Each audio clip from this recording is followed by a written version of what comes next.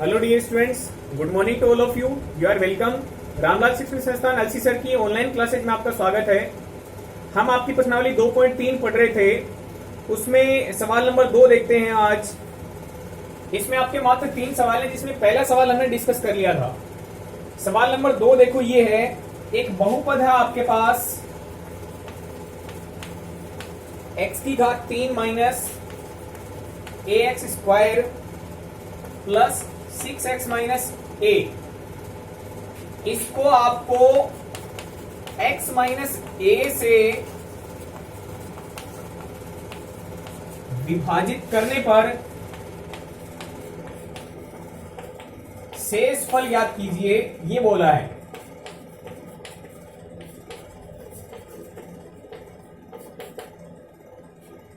तो देखिएगा, हमने ये आपको पहले बता दिया कि शेष फल याद करने के 2 तरीके हैं। या तो आप भाग करें और लास्ट में जो बचेगा वो शेषफल होगा, या फिर आप शेषफल प्रमेय की मदद से सीधे भी शेषफल याद कर सकते हैं।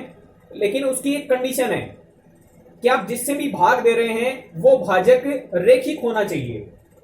तो आपको देखो, इस सवाल में बहुपद को इससे विभाजित करना है। तो आप देखें, ये एक रेखिक भाजक है, क्योंकि x की घात कितनी है 1।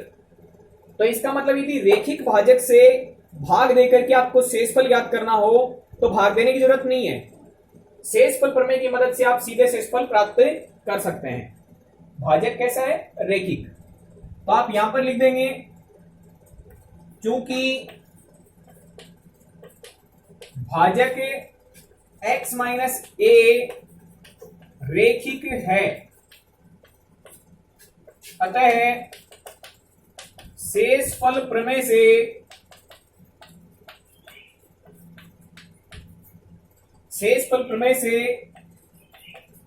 शेषफल ज्ञात किया जा सकता है।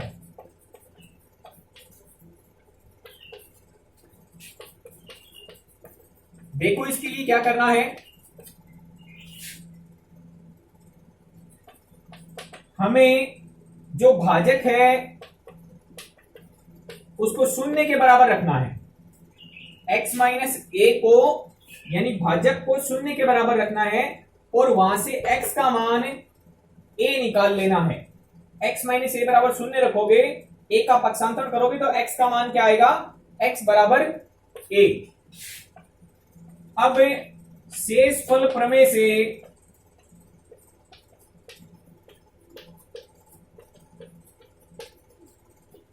जो शेषफल होगा वो कैसे निकलेगा?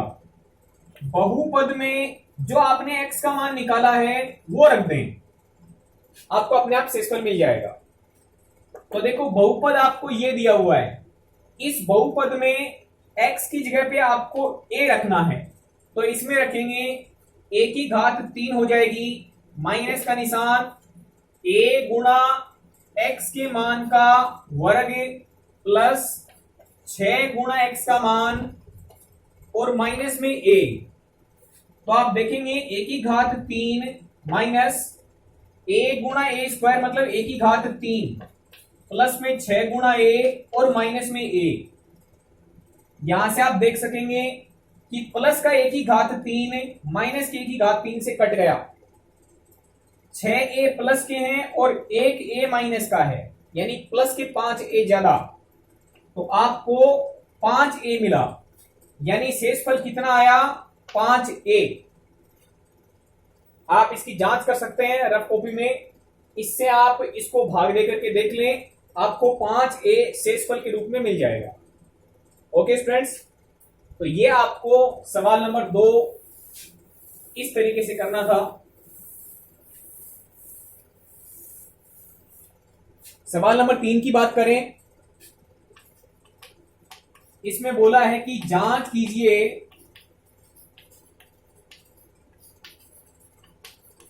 7 प्लस 3x बहुपद 3x की घात 3 प्लस 7x का गुणनखंड है अथवा नहीं। ठीक है, तो इसको देखो हम कैसे लिखेंगे, कैसे करेंगे। हमने एक बात पहले सीखी है कि गुणनखंड कब बोला जा सकता है, जब शेषफल शून्य होता है तभी गुणनखंड बोला जा सकता है। जैसे मानो आपके पास में 15 संख्या है, आप यदि 4 से भाग देंगे तो 4 तिये 12 है और शेषफल बचेगा 3। इस स्थिति में 4 को आप 15 का गुणनखंड नहीं बोल सकते हो, लेकिन आप ऐसे बोल दें कि 3 5 15 है, शेषफल बचेगा 0। तो शेषफल 0 आने की स्थिति में जो भी आपका भाजक है, इस भाजक को आप गुणनखंड बोल सकते हो। किसका? इस 15 का। ठीक है, कब बोला जा सकता है? जब भाग देने पर शेषफल आपको 0 प्राप्त हो, उस स्थिति में जो भाजक है उस भाजक को आप गुणनखंड बोल सकते हो भाज्य का।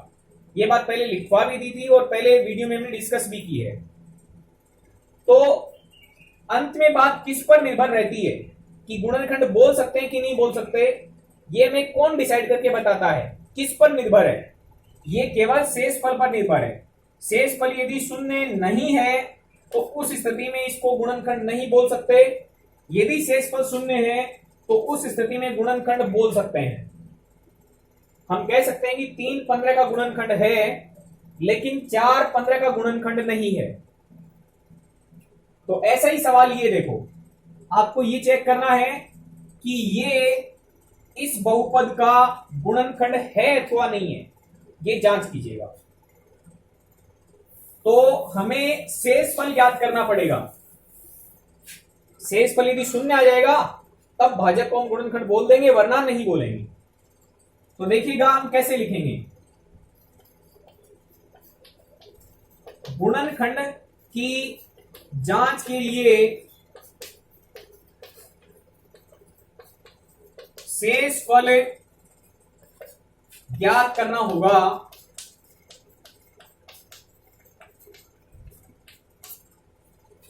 अब आप जानते हैं 7 + 3x रेखिक भाजक है, के लिए x की घात कितनी है?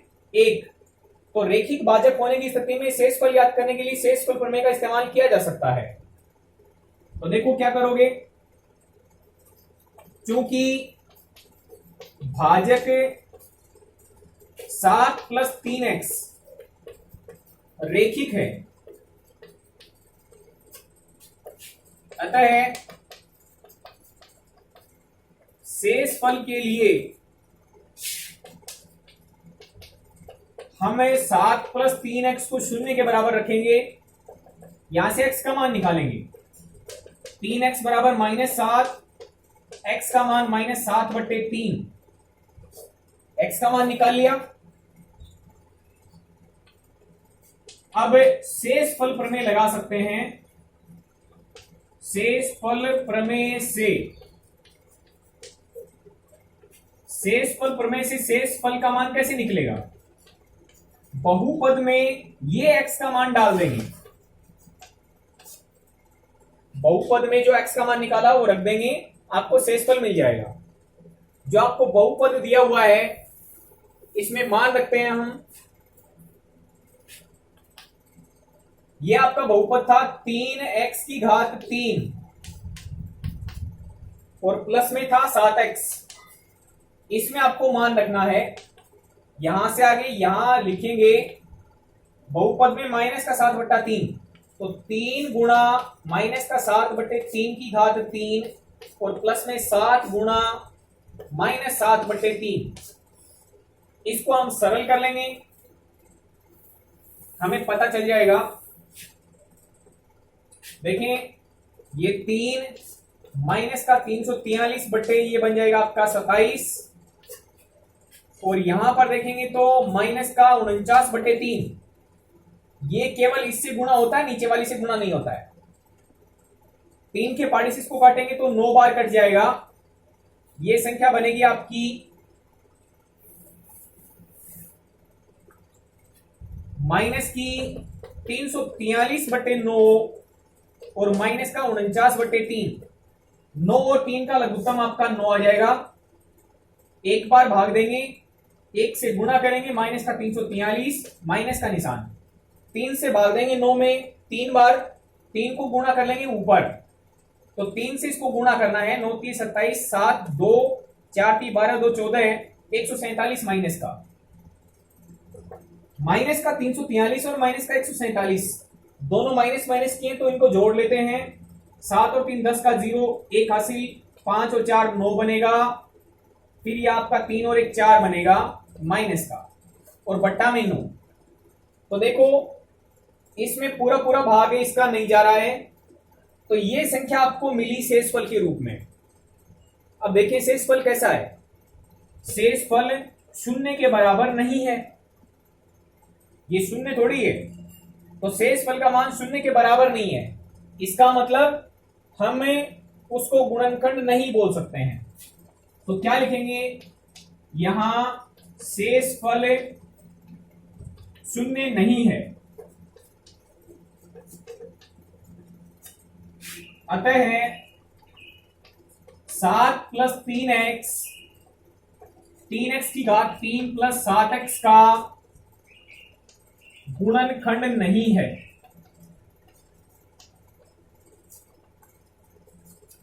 ये आपके सवाल का हल होगा। Okay students, thank you very much.